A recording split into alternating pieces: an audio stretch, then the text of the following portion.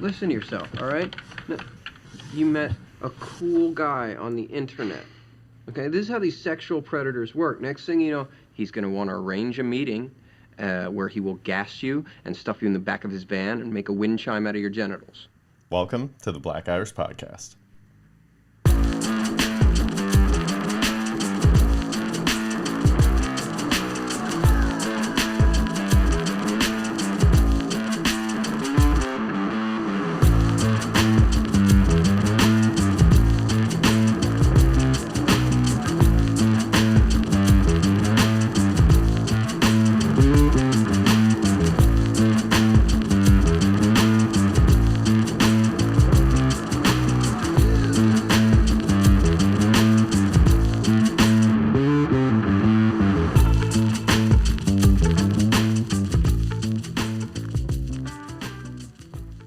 Welcome to an all-new episode of the Black Irish Podcast with Mike Crawford, myself, Brendan McCorkle. How you doing this week, Mike?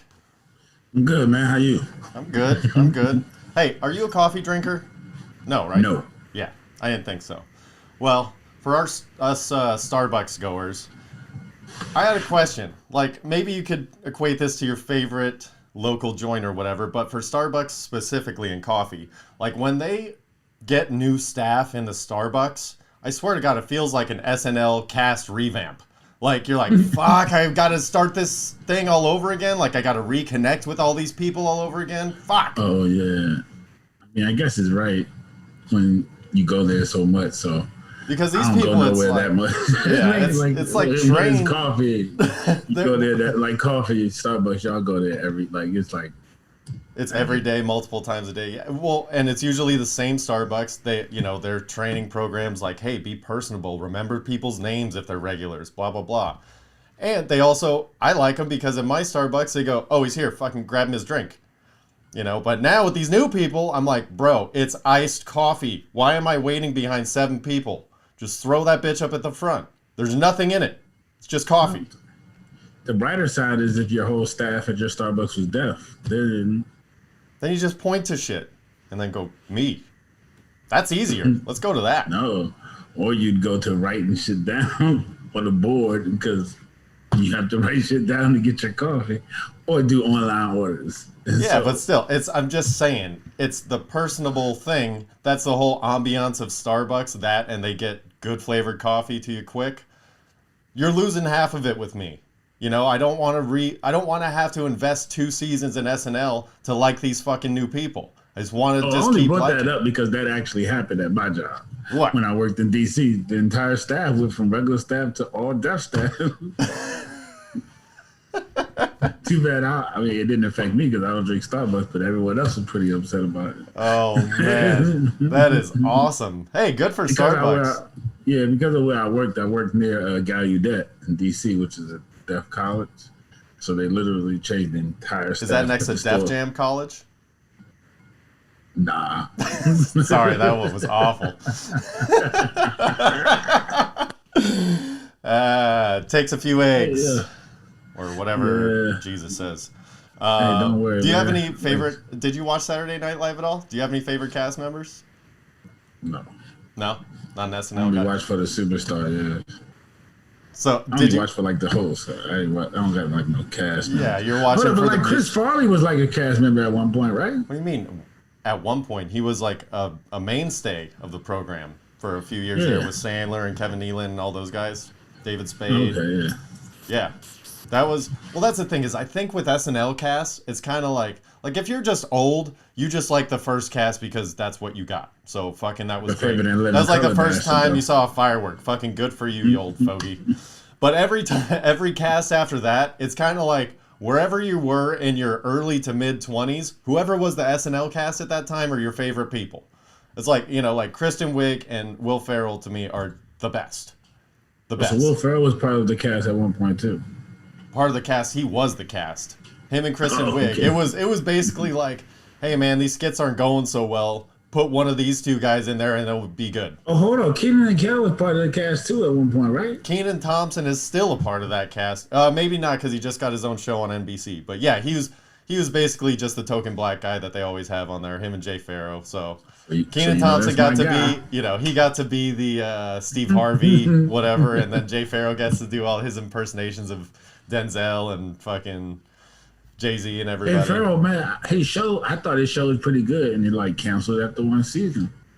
What channel was that on? That was Carmichael. Never mind. Definitely. Okay. Yeah, I'm I don't know about that because I missed that entirely. So, what do you think is the best business to own as a front to launder money? Laundromat by far. See, I was thinking that. I mean, launder money, laundromat, it's a little too on the nose for me. I gotta be a little more outside the box, but isn't a limo... It's just so much easier. How? Because laundromat is a cash business, so it's an easy thing to launder money. You're just washing money through. Okay, yeah. But how much does it cost to wash fucking clothes? 12 cents? Yeah, but as long as they're doing it at a high rate, and then the change machines, people got to put 20s and 5s and stuff in there. Understood. We're talking about laundering millions of dollars, not fucking crashing the Chuck E. Cheese and, stealing all their change. Laundromat, bro. Just have a good laundromat. Fuck that, dude. What about a limo service? Because, car washes and restaurants, okay. Put your laundromat in a neighborhood where there's a lot of apartment buildings. We're not trying to have a successful business, Mike. We're trying to have a front. We don't want the business to be successful, so we could launder money through it. What the fuck, Mike? Why would you not want the business? That means you have more leeway to launder more money, fool. That's true, but it has to be semi-successful with showing great profits. It can't be actually successful because then you're making so much profit. Launder the money through the club. Clubs make lots of money. See? That's power reference. But I was thinking of something very simple, like a limo service. That to me is the easiest one because number one, a limo service, you can charge custom rates for anything. It can be a cash business. And who's gonna pay for a limo in cash? No one's ordering. If you're laundering money, use some of the money that you're laundering. You can buy a limo. What I'm saying is when people order the limo, you need their money to You don't actually put a real fucking number on it, Mike. You don't advertise in the yellow pages. This is an exclusive fucking private service. Brendan, I think you got the cash laundering thing a little messed up. You want it to look legal and legit. I understand that. You still have all the functionality of it. You just don't actually take clients. You say that you've been out 3 times every day, but you just fake all the receipts. What I'm saying is, isn't it a lot easier if you just run an actual business and then launder the money? Because all you're trying to do is get it into a bank. Mike, if I was running a successful business, I wouldn't need to launder money. God bless America. Why not do both? Like Ghost on Power, bro. You need the because power. Listen, the progression of laundering money is you figure out you get the money first illegally, then you launder it through a semi-successful shady business. Then once you have all your money, you turn it into a successful business that is a part of society, and you go, don't worry about where the money came from. Here's your scone. Understood, sir. But here's the thing. Even if that's the case, don't you take the successful business side of it if you can make it? So this just makes it easier. Yes, but if you have a involved. successful business, you don't necessarily need to launder money unless you're at that top echelon, which I don't plan on being. I don't want to murder people and shit like that. I don't want to do that kind of money laundering. Brendan, if you're making enough money to launder millions, you probably had some people killed along the way. Someone died. Not me personally. In relation to your money. Hey, what other people do with their time is none of my business. I'm just telling you, man. That's how the game goes. I can just give people ideas, and they can run with it. And certain aspects of it. Well, depending on what you're doing to have the money, if you're selling drugs, you're killing people automatically with the drugs, brother. Drugs kill people. They don't have to. Not if you use responsibly. Everything in moderation, right. Including moderation. There you I've been wrongfully accused. I have done nothing wrong. So today I was doing some fucking daddy errands again and going to Home Depot. And I'm going to let you know, Mike, society as a whole, we're figuring it out. It's not perfect yet. We still got some rough edges, but it's getting better. We're figuring it out. We're treating people as equals. There was an old man in Home Depot with a big cart, bunch of sprinklers, irrigation, long 10-foot PVC pipes on a cart. He's coming out of an aisle. There's clearly a line of like 12 people off to the side, whatever. The guy in front of me is about my age, about mid-30s. He also has PVC like 10-foot pipes on his cart. So he is next in line, and the cashier walks out to go flag somebody down and go, who's in line here? So the guy that was in front of me goes, I don't know. Same thing as I would have done. I'm like, let's leave it up to the old man and see what this fucker says. And he was like, no, I was in line. By the way, old people steal shit. They cut in line. I know, it's just they're like, who's going to say anything?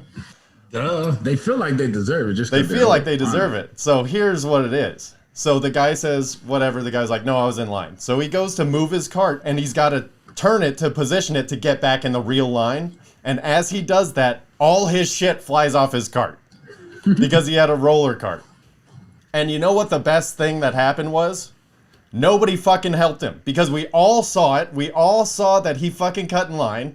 He knocked his sprinklers over, and the lady just waved the next person on, just, come on. As soon as he's done picking it up, I'll ring him up. We go, fuck yeah. Everybody just kind of looked around and was like, yeah, fuck that guy. I don't care if you're old or not. You fucking pick that shit up. Me. No, it's also COVID. People get weird about that shit. Oh, COVID or probably not, but my first reaction was to help him, and then I was like, ooh, with COVID, because even the person at Home Depot kind of had the same thing, and then I was like, all right, fuck this guy. Let him figure it out on his own. And yeah, I probably wouldn't have helped him with COVID. In his defense, though, he might not have been as old as I thought. I don't know. He was Asian, so he could have been 40 or he could have been 100. Bro. I'm not sure. Stop Asian hate. I'm not Asian hating. I'm saying they look fantastic. They're like black people. Like, you guys just, once you guys hit a certain age in life, you just fucking look the same. Too, man. I'm praising. It's black and Asian praise. I'm saying my old white wrinkly ass looks like a fucking catcher's mitt at the end of my life. You guys looking smooth as silk going into your coffins. You guys should have glass covers.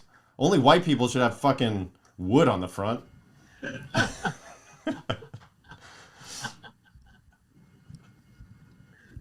Bro, I'm sorry. I'm really laughing. I can't help it. I'm dying laughing. That's all right. I got another Home Depot story for it.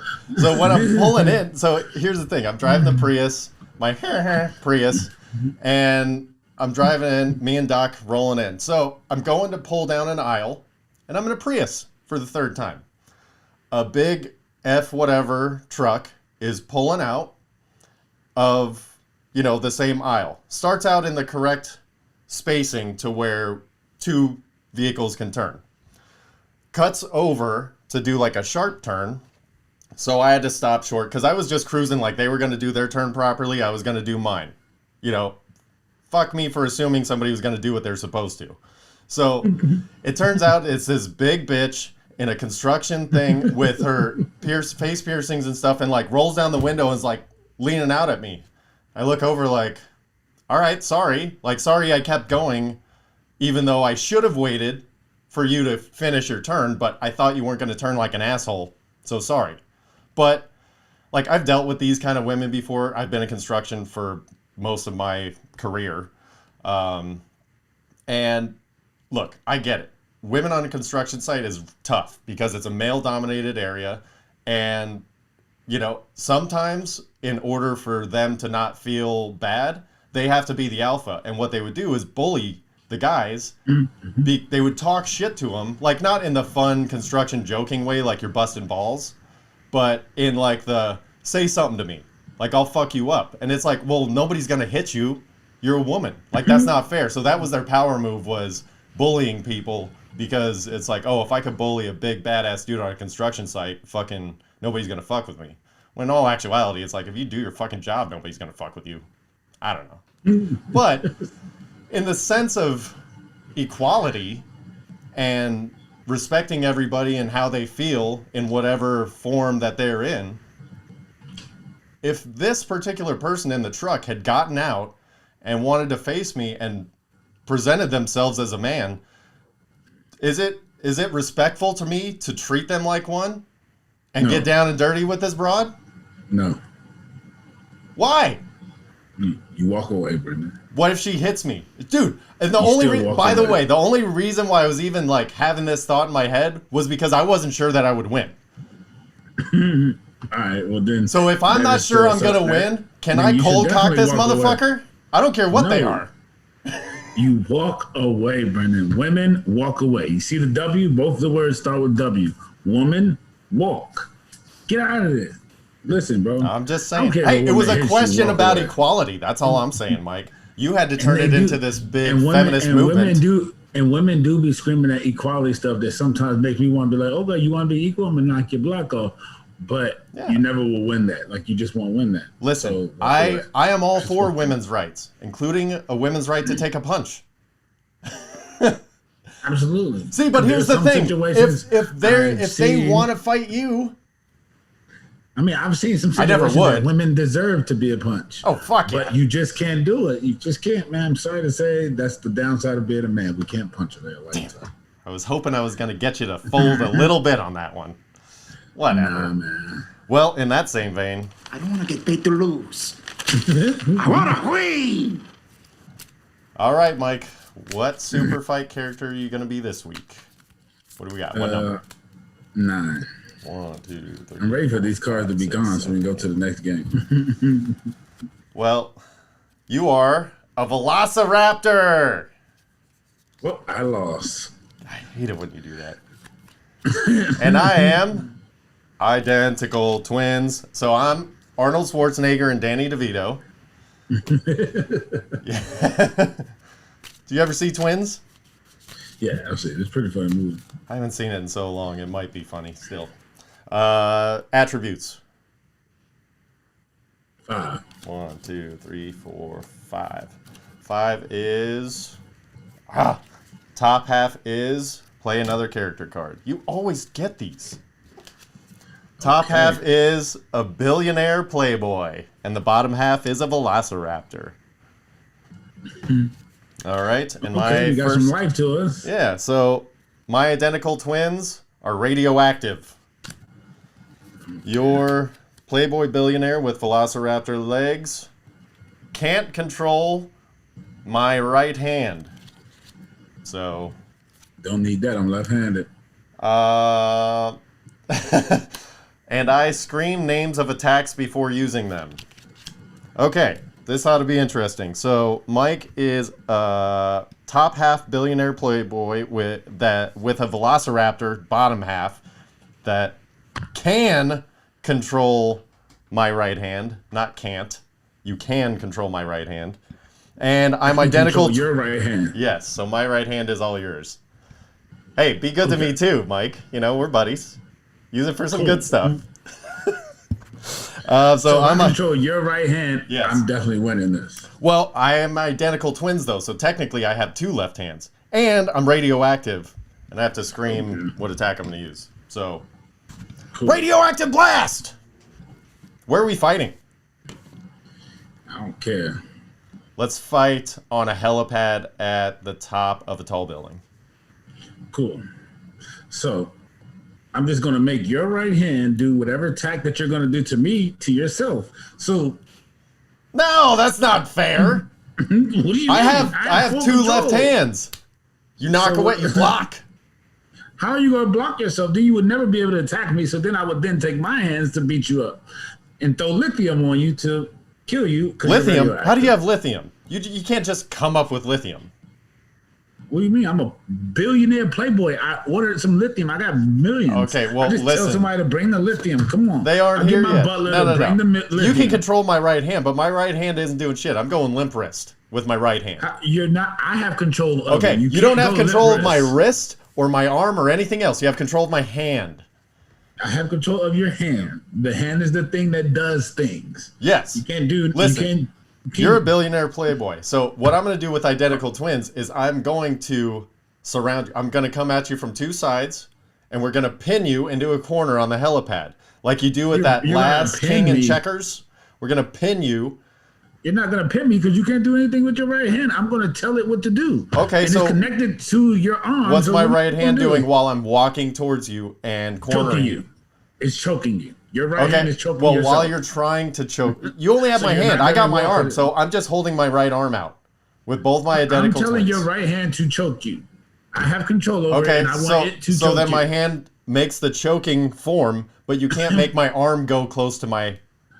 Why not? Yeah. It's connected to your hand is connected to your arm, and I have control of your hand. My right hand technically is connected to the rest of my body, including my left hand. You can't operate that. You can only operate my hand.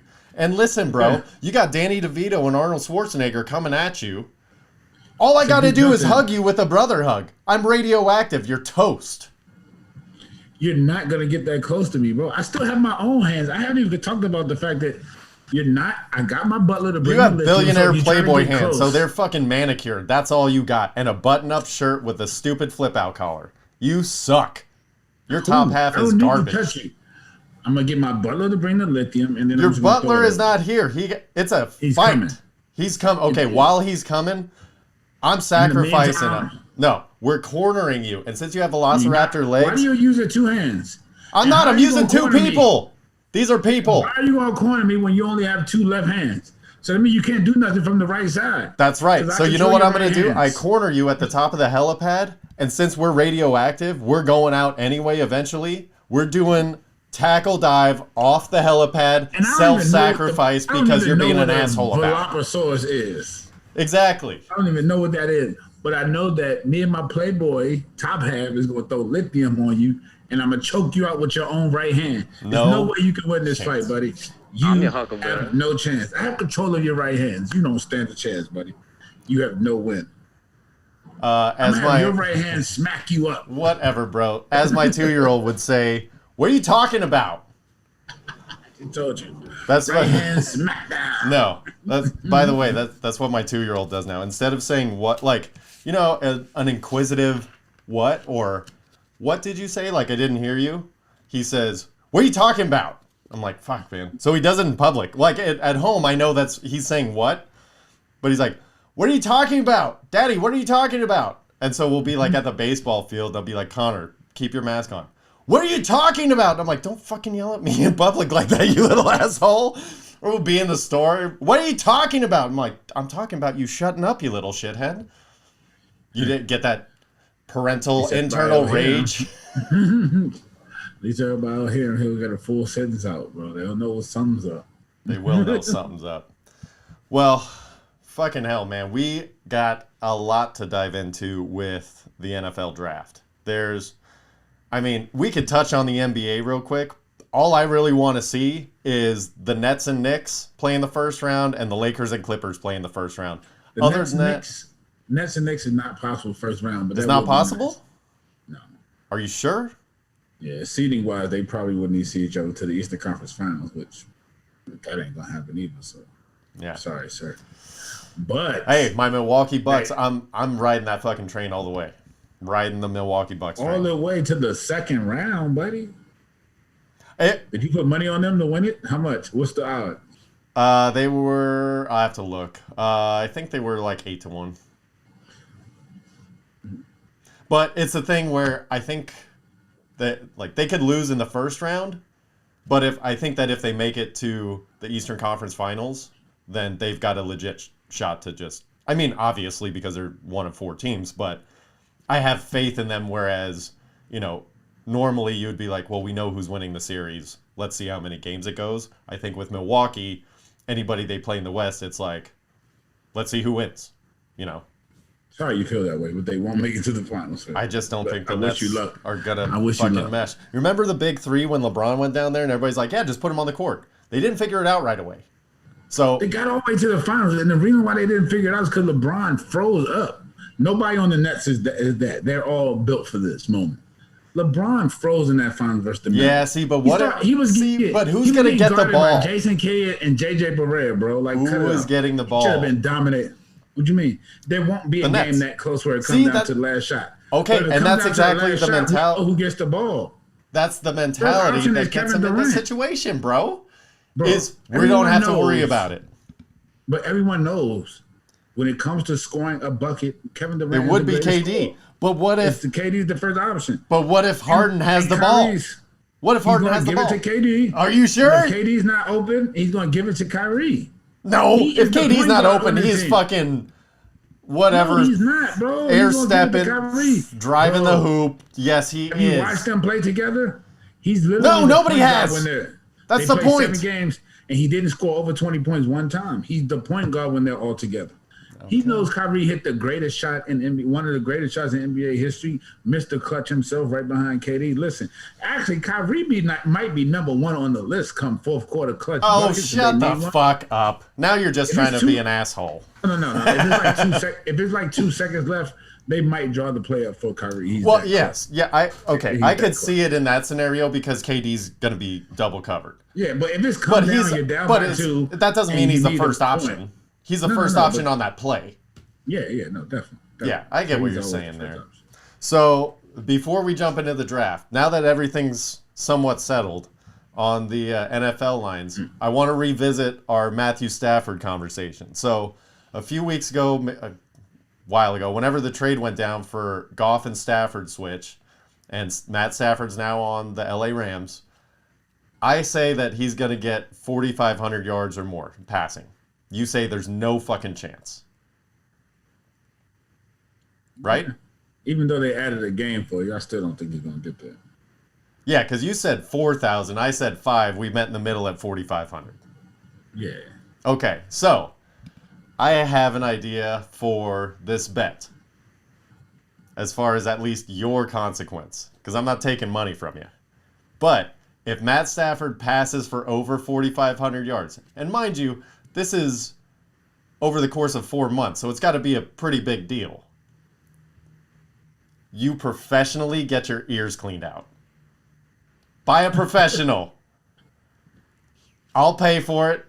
We'll find a local joint that you're comfortable with, and you'll get the full treatment. You'll be able to hear again. What do you think? Are you up for that? That's cool. I gotta think of something for you though. I thought of something, but I'm not gonna fucking tell you. Don't worry, I'll think of something. I'll think of something. I think you're gonna think of the same thing because it's very on the nose, and it's just a matter of when it crosses your brain the next time you go, oh yeah, that's it. That's what his bet's gonna be. All right, so you're locked in. So you're cool with that. 4,500 yards or more. I got the over. Mike gets his ears cleaned. Legit. Oh, I might actually have to fly out for that. That's a big day. That's a big day. Bro, don't get it. You think it's not going to happen. I know. Blah, blah, blah. And you get an extra game. And you're still not going to happen.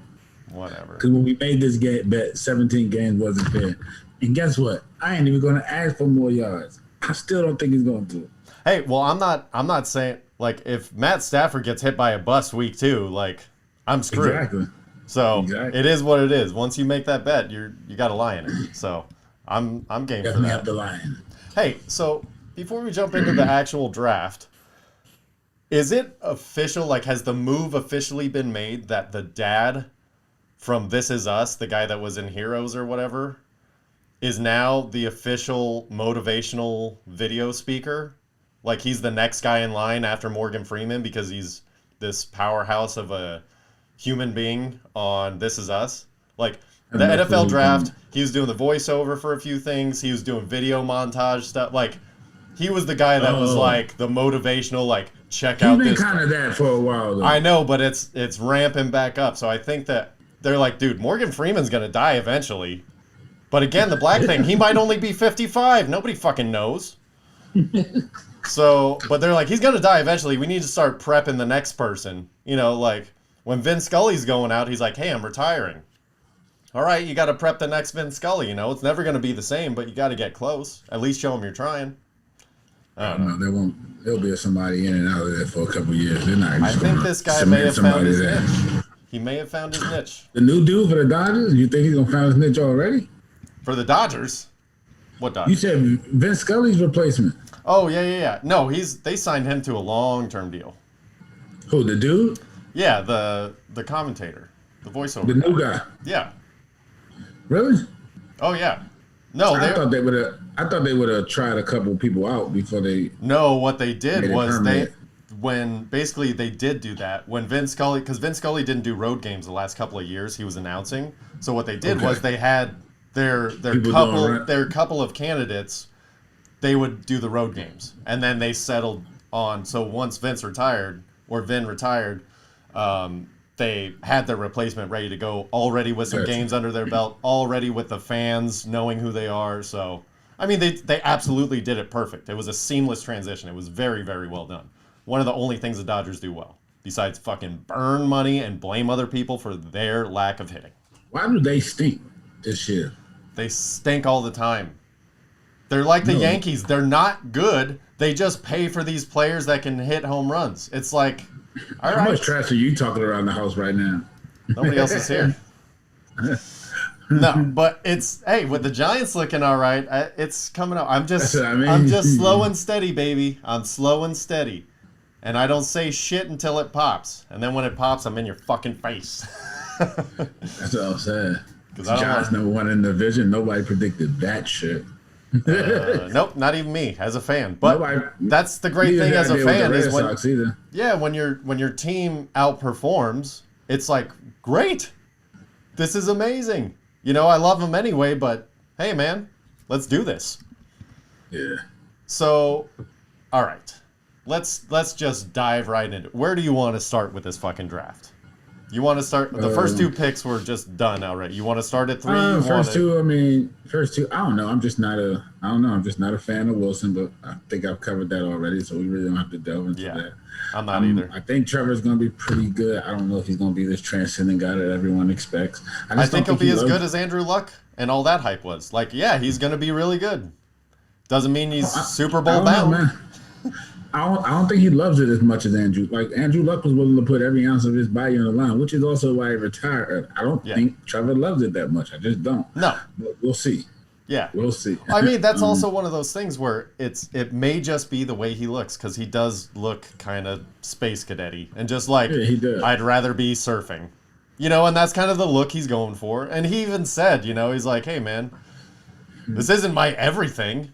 It's my biggest thing, but it's not my everything. It's not my everything, which I understand, but you don't have to say it out loud for that to be true. You know what Correct. I mean? Like, that's one of those internal conversations. Internal things. Yes, we know life and death is more important than football. We get it. We know your wife is more important. We know if you have kids, they're more. We all get that. But don't say it out loud. We don't want to hear it because we want football to be the most important thing in your life. We pay hundreds of thousands of dollars to watch you, come to the games, man, eating food. We want this to be. We want, if you don't win, we want you to be mad about it. Well, here's the thing: is the proper way to address that. And if he, you know, his thing was like, well, I'm just being honest and blah blah blah. You can be honest when the microphone's on about football. That's your 100% focus. So you say, that's all I think about is football. And then as soon as that mic's off, you can think about other shit. Or when you're not on the field, think about other shit. But you want your players to exude the mentality of, while I'm here at this facility, this is everything I live and die for. And then as soon as I leave, then I have a life again. But, you know, that's the mentality they want you to have. And unfortunately, he's, you know, I don't know if it's unfortunate. He's still the number one pick. He's still getting paid. It's just he's going to get some criticism harder if he doesn't play well for a silly comment. It's going to be tough to play for that coach with that mentality. Because that coach loves the game. That coach burns the game. His fuel burns like nobody else's fuel for this game, which is why he was almost killed himself on the field. Yeah, Urban Meyer is not someone to be fucked with. Meyer, yeah. You can't come in here with that half-hearted. No. Urban Meyer burns, breathes. He breathes that game is. He loves it. Yeah. So, bro, how they gonna work together is gonna be an interesting dynamic. It's funny. Well, I think it was very smart that they drafted ETN.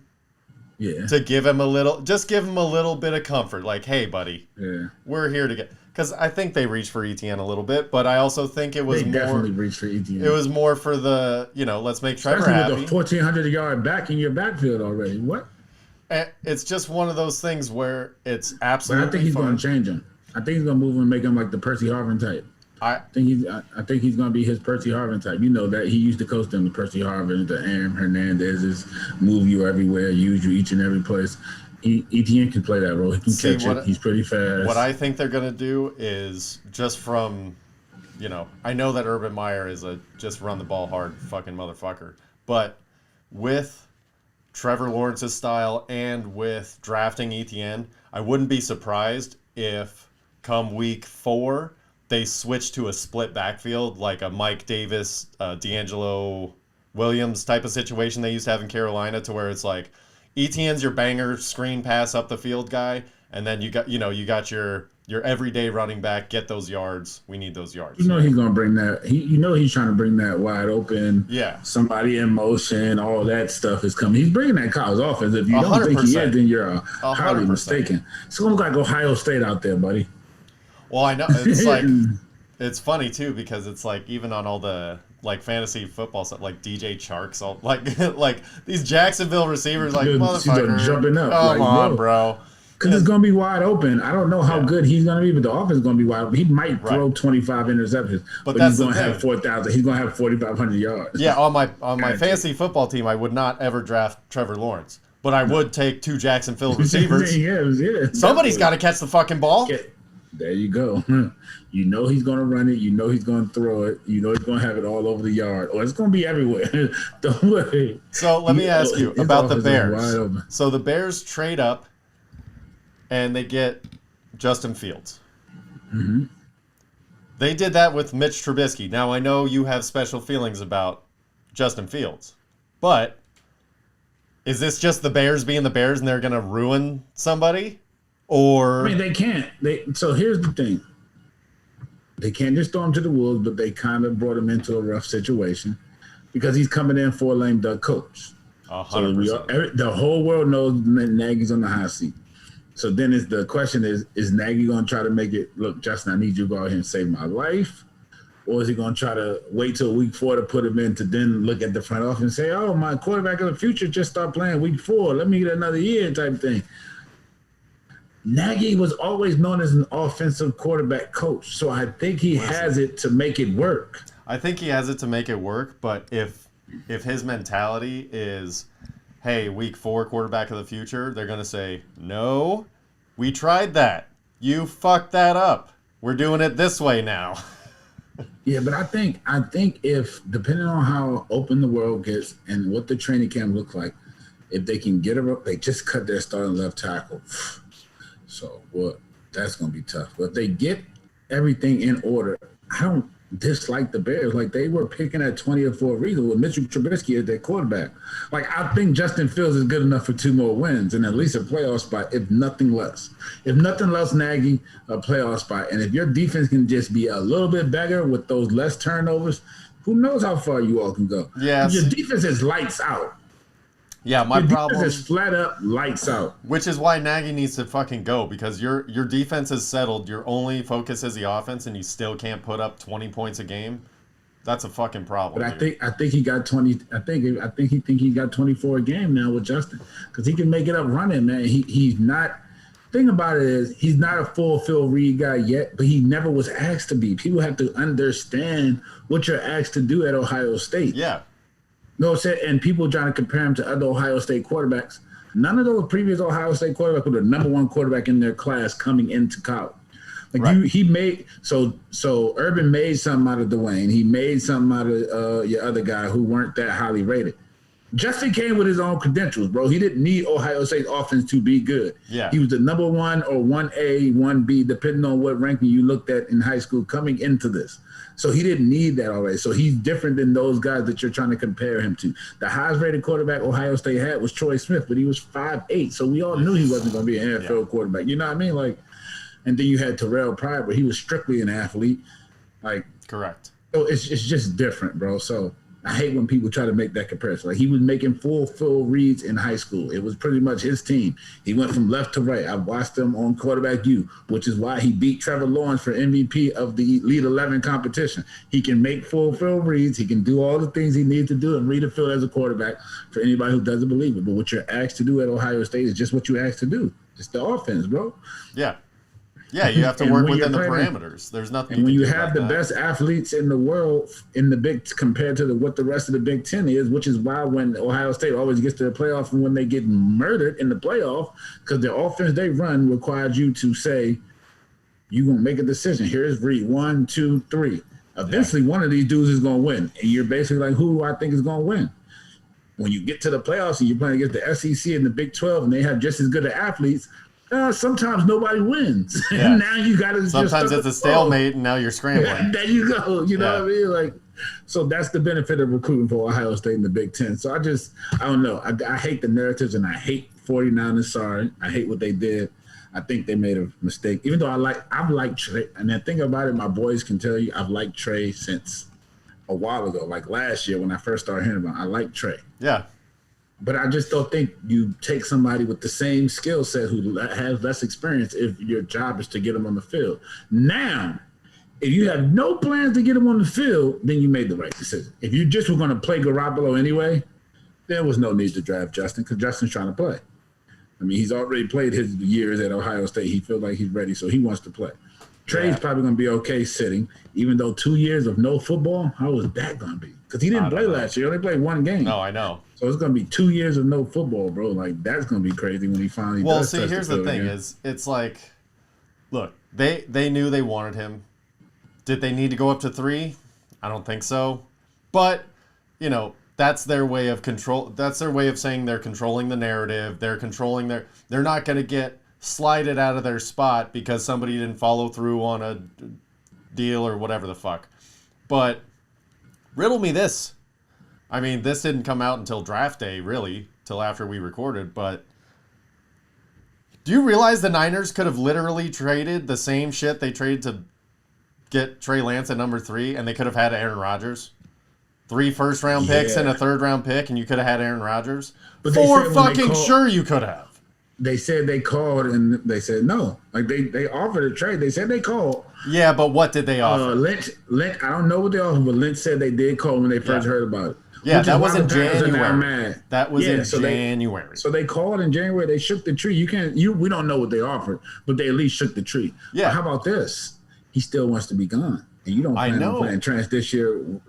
No, we're way out of the fucking game on that one. You don't think they could? You don't think that there's nothing they could do to offer now? Oh, I do think so. I don't think they would. Why not? If you're not going to plan on playing Trey anyway, right? You think they would take Garoppolo? Well, if you can 3-way it somehow, get Garoppolo somewhere else. Here's the thing: is they don't have anything to attach to it because they traded all their fucking picks. So here's my thing: is there some way to 3-way it or get some picks back for Garoppolo that you can then send to Green Bay for Rodgers? Yeah. That would be the one, because you don't plan on playing Trey anyway. So even if you bring in Rodgers, you got at least 2. Well, dude, you got to guarantee him at least 2. If they could somehow unfuck their draft by trading Garoppolo and somehow getting Aaron Rodgers, then I will never question the Niners front office again, as long as Lynch and Shanahan are running the deal. But I don't think they fucked their draft, though, because I think you needed a quarterback of the future if you didn't believe in Garoppolo. You definitely did. I agree with that. Going that far up to getting what they gave up to move up that far, it's in hindsight, questionable. But at the same time, if it works out, then it's going to be like, look, it didn't matter what we paid, it worked. It doesn't matter. It worked. But that's the whole thing. Is the speculation now? It's like, look, we could see the receipt. We know what you paid. Ooh. The suck thing is if Garoppolo goes out, stays healthy, and lights it up this year, then you lose. Then you don't lose because unless he's on a different team. Well, somebody's going to pay at least for that. Yeah, he's going to play for you all this year. Trey is not NFL ready right now. If you put him in there, not someone who's didn't play a whole game last year and only played one season before that in AA. Like, bro, if you think you're just going Shanahan, you're good. You're not that good. If they're going to sit him for a year, then that's the plan. That's like, Trey, listen, man, we drafted you, but we want to set you up for the absolute most success. You're clipboarding all year. Unless we need you to go in for a player, like if something happens, then you're going in. But other than that, you're fucking headsetting and clipboarding. So get in the film room, ask questions, do whatever you got to do to get familiar with the process now. Because in a year, it's your time. If they do that, I'm fucking happy. If they don't, I'm not. Yeah, I think Garoppolo's going to play this year, and I honestly think he's going to be pretty lights out. The health thing, you can't never control that. I can't. That part. But I think he's going to be pretty lights out. I think he's going to be pretty lights out because the way he's carrying it. Most people back down from this challenge will be like, man, look, I'm here, and I'm going to be the quarterback for now. I got something to show y'all, and I think he's always been pretty good. I don't understand. Yeah. He just throws a couple weird picks every now and then that I just don't never get. Like, they just come out of nowhere. I'm like, bro, did you not see him sitting there? Like, you're an NFL quarterback. You had to see him. Yeah. You know what I'm saying? He does a couple of those. But I wonder if he's colorblind. That'd be the only good excuse for some of the ones I've seen him throw. Like, you threw it to the middle linebacker, and he was QB spying, bro. I don't know what the fuck is happening. Yeah, I think he pitched Shanahan handoff missing that throw versus Kansas City. Like, that's the throw he missed. And I think at that moment, Shanahan, like, I set this play up all game and you missed it. It was there. You missed it, bro. Like, I set this up this entire game for this moment and you missed it. You just cost me. So 2 quarterbacks have cost me. Well, actually, Shanahan, you cost yourself that first chip. Yeah. But you're like, yo, I cost myself these 2 championships, like, bro, and I'm blaming this one on you. Because that was the throw. You hit that throw, y'all win. Yeah. Well, hey, live to fight another day. Fucking. Did you watch the whole draft? I know you watched the whole draft because you were watching for your nephew. Yeah, he still hasn't decided where to go. He's the last, one of the last 3 people from Florida that entered the draft that hasn't decided their home yet. Talked to him a couple of days ago. He just going through the process. He's trying to figure out, him and his agent personally trying to figure out what's the best, option. Come down to defensive tackles, who's old, like you go through that whole process. Who's older, who's got a liable still making it compared to not making it, what's trending kept looking like. Oh yeah. In places, and so it's gonna be a process. He just doesn't want to just pick a place. No, you gotta go somewhere you can succeed. Yeah. So you don't want to be the guy that everybody roots for on Hard Knocks and gets cut. You want to be the guy that fucking stays. I get it. So you got to be in the right opportunity. Yeah. But all right, so Cowboys drafted a guy from Last Chance U. I was gonna ask you about that. Well, I thought you'd be happy. Last Chance U, one of the other. I mean, I like him. He's 6'4". If it's the one from Last Chance U, he had pretty much swag. He had a lot of swag. He was pretty cocky. I'm okay with that. Go ahead, man. He's 6'4". He's not going to be asked to play a lot of man in our defense. Are you disciplined enough to play the zone? You need to be long, like the corner that Richard Sherman or the other corner they had that was stunk anywhere else, but he was good at what he was with Seattle. What's his name? 39. I can't think of his name, but he was long and he fit in there because they run a lot of cover 3. Back when they were good, it was the one corner nobody knew. So the Legion of Boom consists of Chancellor, number 29. I can't think of his name. Earl Thomas, Richard Sherman, and then it's the other guy, fourth bandit, the 4th guy. The Legion. So it's the 4th guy, but that guy, he played well in his position. He was long, so I like the dude from Oklahoma State. He's long. He's 6'4". He's long. I like him. The Cowboys didn't really do anything except for just kind of solidify what they, Yeah, we didn't. Our first 7 picks were all defense. We're just trying to make it better. You know what you got with Dak coming back and the offensive line coming back intact. You don't have to touch those guys on offense. Like, look, bro, stay healthy, and you got 35 points a game. Just be healthy. Yep, we'll see. We'll see what the defense comes. Dude, in the later rounds of the draft, like, there was one thing that, like, Mel Kiper's like, this guy has great eye discipline. Like, fucking, I get it's the 6th round, and you're talking about a defensive lineman, but fucking come on, man. And I feel bad for these other poor broadcasters who, after, like, the top 10 or 15 picks, they have no fucking clue who these guys are. So it goes like this, bro. So I'm going to tell you how the draft goes. So the first 2 rounds are like, good. Tell you all the attributes they have. Say good stuff about them. Then you get to the 3rd, 4th round, it's like, they could be good. And they start saying bad stuff about those people. And then you get to the later rounds where they start to feel bad. They're like, yeah, well, he has these traits, so they could be good. Like, well, his mom works 3 jobs to get him through college. Like, he's got long arms, and this guy has all the measurables, but he was in jail 3 times. The other thing that pisses me off when it gets, like, later in the draft is the picks are going so fast. It's like the pick is in. They'll flash the pick. These fucking old balls are still talking about 3 things ago, and the highlights have changed, and they're talking about somebody that's not even on the screen anymore. It's like, bro, you don't even have enough to say about these people. Get through it quicker.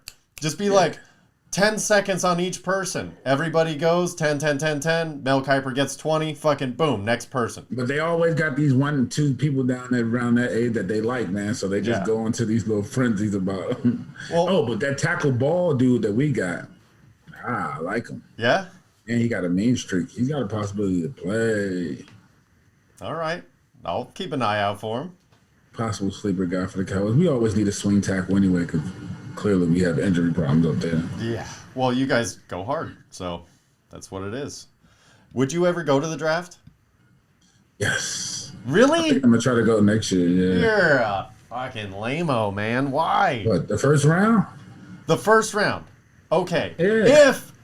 If you like kind of no corona. I'm just saying. I always know what's going on though. That's the know, whole but thing. Like I'm really into like football. First like, round, really okay, but no other rounds, correct? Yeah, no, I'm not sitting down there like the 5th or 6th round yelling and screaming for some guy I definitely don't know, and he's not walking to the stage. Like, yeah, no. even on day 2, rounds 2 and 3. Yeah, but like especially, there's no need for me. I'm just gonna be watching the commissioner walk here, yell people's names, and look at the highlights. I can do that at the crib, bro. Like I'm talking about. You can do that with the first round too, bro. I especially you can actually see the athletes. You might shake a hand. Oh, that's true. That's true. Like, bro, like that's different. There is a bit of a difference, but. And what if I was the guy picked as the person to sit in the commissioner's chair, bro? How dope would that have been? That would have been cool, but you never can do it if you don't try, Mike. You didn't call the commissioner. You didn't even call Commissioner Gordon. You got to call somebody. Yeah, Cleveland's kind of whack, I heard. Yeah. I'm fine with not ever going to Cleveland. So, obviously, that's what you've been watching pretty much is just all NFL all day for the past week, right? Yep, NFL all day. Then some basketball, it's getting close to playoff time. I want to see LeBron play in the play-in game now since he hates it. And he better hope he doesn't get Golden State. That's what it's looking like. Steph is going to try to send him back in. Fuck yeah, he is. I mean, he'll be pulling threes from like half court to try to send you guys back in. I mean, yeah. I mean, the chance that they win is probably slim to none. Yeah, but if they do, then the rest of the playoffs are fucked without the Lakers. I mean, they're not, but it's definitely not as entertaining. No, the Lakers will be in 7 or 8, so they'll actually have a second chance to still make the playoffs. They're not out after the first loss. So what? They haven't lost yet. They're not even in the playing game yet. I know that they're only one ahead of the Trailblazers. LeBron's not playing the next 2, and they only won up on the Trailblazers, and one of the games versus the Trailblazers. Yeah. Well, that's just an important game. What happen? They're gonna be at the 7th seed. Maybe. And then after that game, after those 2, it's 5 games left. LeBron will be back. So we'll see how the last 5 go and what the schedule's looking like. But bro, playing game, if you lose to Steph and then you have to play either who's the 9 and 10. It's like Grizzlies or something. Like you'll walk through that game. And it'll work out perfectly for him. I'm telling you, LeBron is setting this all up. LeBron is setting this all up. He either wants 4, 5, or 8. I'm telling you, he doesn't want any other seed because those are the matchups that he wants that are easy. Well, not if the Clippers stay in the 4. Yeah. Then that presents them in the first round. But if he gets back to what it was, you get Denver in the first round in that 4-5 matchup. Or if you drop the 8, you get Utah. Neither one of those teams scare LeBron, bro. Like, whatever. I don't care if you're the home team. Like, you don't scare me. The Utah Jazz, you think the Utah Jazz, your best player is Donovan Mitchell? You think you scare LeBron James? Haha. He's coming to your house and winning the first game of the series to show you, like, bro. What if LeBron doesn't play? Now, then we know they don't have a chance in LeBron. Everybody knows. They don't stand a chance. But LeBron is not. Now, I'm not saying they can't lose. I'm just saying LeBron, for his sake, those are the matchups he won because those are the easy matchups. Denver, no Murray. Utah Jazz, who's never won anything, and your best player is Donovan Mitchell. No offense to Donovan Mitchell, but you just haven't shown us that you're championship caliber. Like, bro, you're not on that type of level. Hey, it is what it is, man. I actually watched lining this up perfectly, man. I'm telling you. So I actually watched Boogie. Have you heard about Boogie, the movie? No. Well, it's okay. It's not great. It's just coming of age, hard time, sports movies, blah, blah, blah. Work through your bullshit. Had an okay soundtrack. It was like mediocre at best on Amazon Prime. It was definitely not worth the rental. But it was a new movie. I was excited. I'm like, all right, yeah, let's watch Boogie. Michael B. Jordan got a new movie on Amazon Prime. I guess I got to check that out. Why? Is it on your card? No, it's Michael B. Jordan's pretty good. It's awesome. Oh, shit. Seen him come all the way up from The Wire until now being the star in like some of the best movies. He started off as like a side on The Wire, bro. Yeah. That's legit, man. You just gotta hustle. Just put your head down and hustle. You'll be good. Put your head down and hustle, man. Been listening to anything new? No, actually this week I actually been listening to it. I got on my DMX kick this week, man. Just reminiscing some of that little old dog music, man. So I've been on DMX this week. That's good. That's good. I checked out based on the recommendation from another, just somebody I follow on Twitter. Conway the Machine? No, Conway. Yeah, Conway the Machine. I don't remember. He's a rap dude. It's okay. It's like, unfortunately, the album's La Machina or La Machina. I don't know what the fuck it is.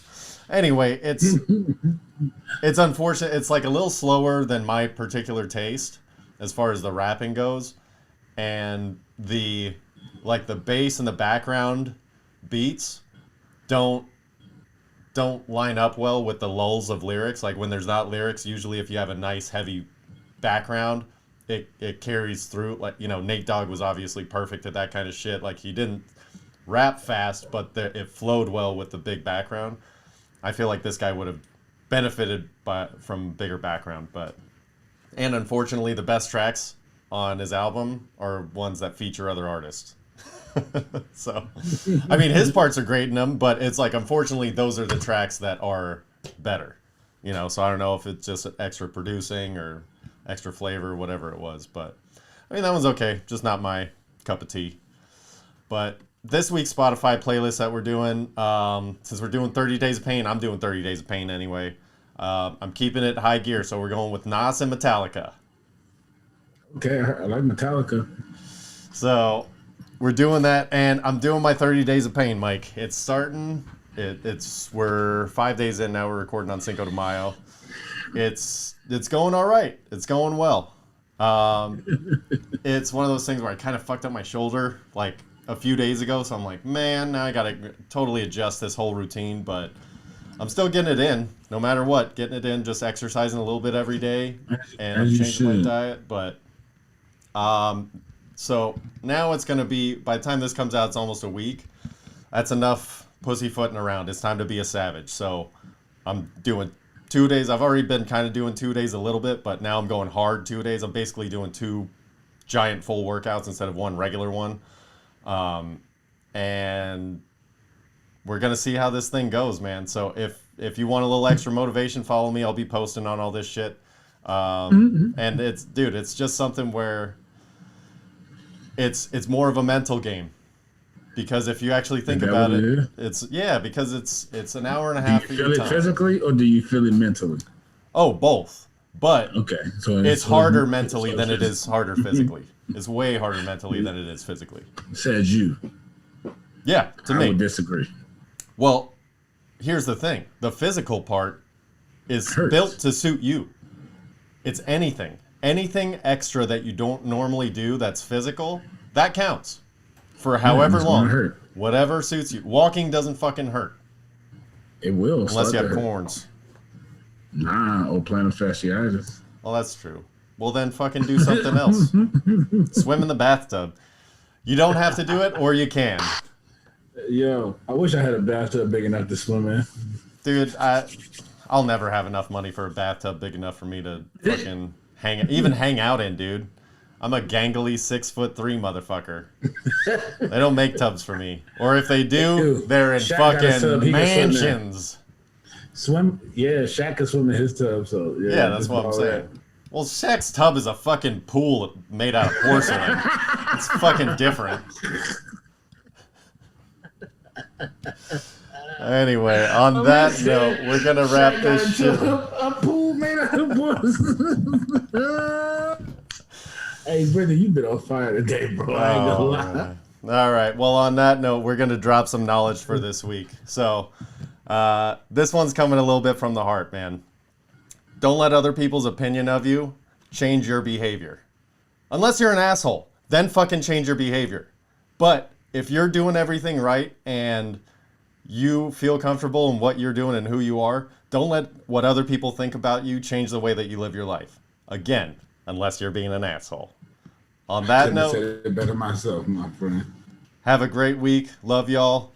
Let's kick some ass. Bring the pain.